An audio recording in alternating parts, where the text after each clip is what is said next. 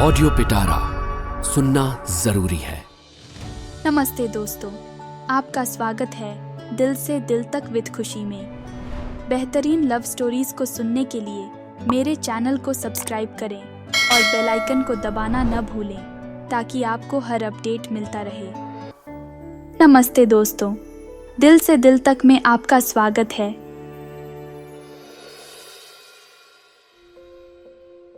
सालों बीत चुके थे। अंजलि अब किसी इंट्रोडक्शन की मोहताज नहीं रही। एक सफल ट्रैवल फोटोग्राफर के रूप में उसे दुनिया भर में पहचाना जाता था। उसकी फोटोज न सिर्फ खूबसूरत जगहों को दिखाती थीं, बल्कि वहां रहने वाले लोगों की कहानियां भी बयां करती थीं। लंदन, पेरिस, न्यूयॉर्क, वो दुनिया के लगभग हर बड़े शहर में अपनी फोटो प्रदर्शनियां करवा चुकी थीं। उसके कैमरे में दुनिया के लगभग हर कोने की फोटोज थीं। बर्फीले पहाड़, हरे भरे जंगल, विशाल रेगिस्तान, नीले समंदर और रंगीन शहर। लेकिन पिछले कुछ टाइम से अंजलि को एक बेचैनी सता रही थी। वो फील कर रही थी कि उसकी फोटोज एक ही पैटर्न में फंस गई हैं। वो नई कहानियां ढूंढ रही थी, कुछ ऐसा जो उसे फिर से रोमांचित कर दे। एक शाम वो अपने स्टूडियो में पुरानी फोटोज देख रही थी। अचानक उसकी नज़र हिमालय में ली गई फोटोज पर पड़ी। उन फोटोज को देखकर उसे वो ठंडी हवा, ऊंचे पहाड़ और रोहित के साथ बिताए पल याद आ गए। उसने रोहित को फ़ोन लगाया। काफ़ी टाइम बाद दोनों की बात हो रही थी। बातचीत के दौरान अंजलि ने उसे अपनी बेचैनी के बारे में बताया। रोहित ने उसकी बात ध्यान से सुनी और फिर बोला, अंजलि, कभी कभी नई शुरुआत के लिए वापसी ज़रूरी होती है।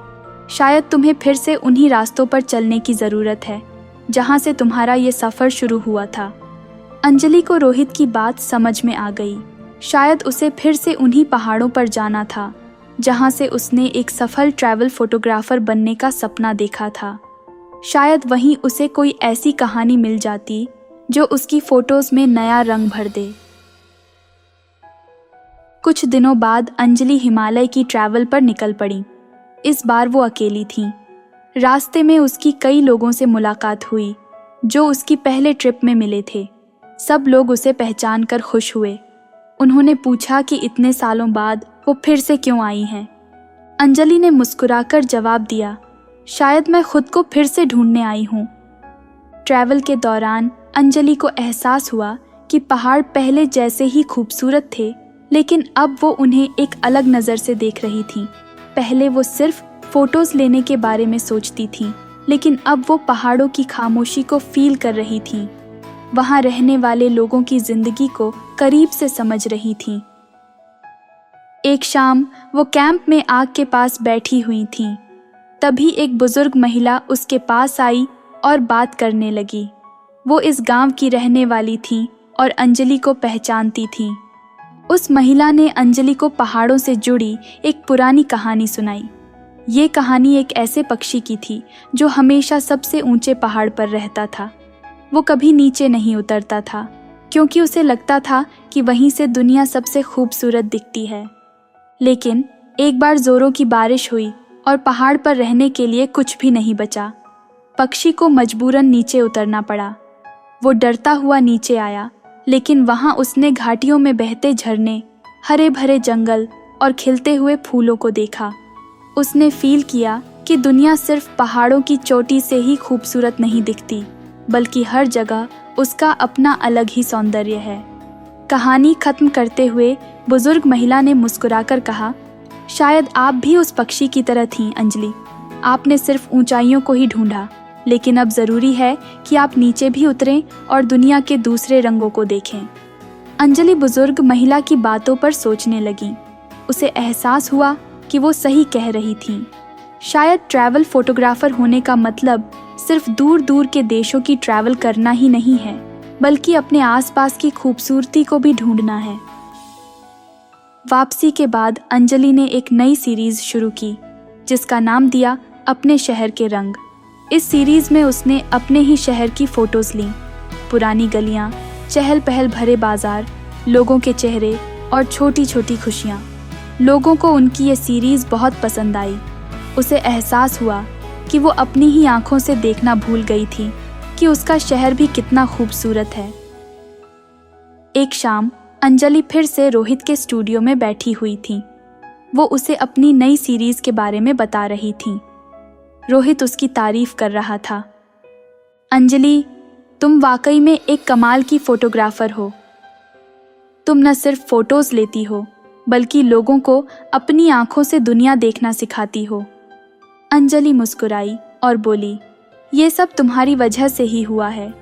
तुमने ही मुझे ट्रैवल फोटोग्राफी की दुनिया से परिचय कराया था। रोहित ने मुस्कुराते हुए कहा, मैंने तुम्हें सिर्फ दिशा दिखाई थी अंजलि, बाकी रास्ता तुमने खुद ही तय किया है और तुम जिस तरह से आगे बढ़ रही हो वो वाकई में काबिले तारीफ है। कुछ देर की खामोशी के बाद अंजलि ने रोहित की आंखों में देखते हुए कहा, रोहित, ये सिर्फ फोटोग्राफी की बात नहीं है। तुमने मुझे ये भी सिखाया है कि कभी कभी वापसी करना भी ज़रूरी होता है, खुद को फिर से ढूंढने के लिए। रोहित ने भी अंजलि की आंखों में देखा और एक प्यारी सी मुस्कान उसके होठों पर आ गई। शायद ये सिर्फ दोस्ती से प्यार की शुरुआत थी या शायद ये पहले से ही था। बस हिमालय के सफ़र ने उसे उजागर कर दिया था। उन्होंने उस शाम देर रात तक बातें की, फ्यूचर की योजनाओं के बारे में, फ़ोटोज़ के बारे में और ज़िंदगी के बारे में। उन्हें नहीं पता था कि आगे क्या होगा, लेकिन वो दोनों साथ थे, कैमरे हाथ में लिए, दुनिया के रंगों को फ़ोटोज़ में कैद करने के लिए और शायद एक दूसरे को अपने दिलों में कैद करने के लिए। उम्मीद है यह कहानी आपके दिल को छू गई होगी। आपको यह प्यार भरी कहानी कैसी लगी? कमेंट और रेट करके मुझे ज़रूर बताएं और अपने दोस्तों के साथ इसे ज़रूर शेयर करें।